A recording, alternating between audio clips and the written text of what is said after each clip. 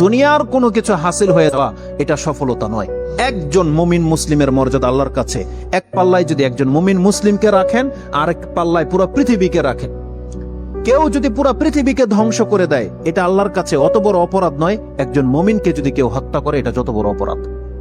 তাহলে একটা মানুষ তাওহীদের উপরে যারা আছে তাদের মান মর্যাদা এত, আল্লাহ বলছেন অতএব তারা যেন দুনিয়ার জন্য নয়, বরং তারা ওই পরকালে জাহান্নাম থেকে মুক্ত হয়ে যাওয়ার সেই রাস্তা যেন তারা অবলম্বন করে। কারণ সেই দিন যাকে জাহান্নাম থেকে শুধু বাঁচানো নয়, দূরে রাখা হবে।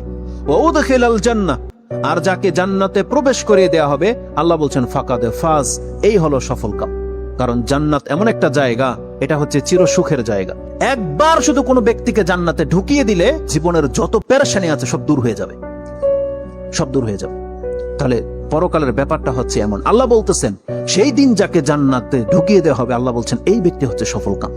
তাহলে এই সফলতা আসবে কিসে?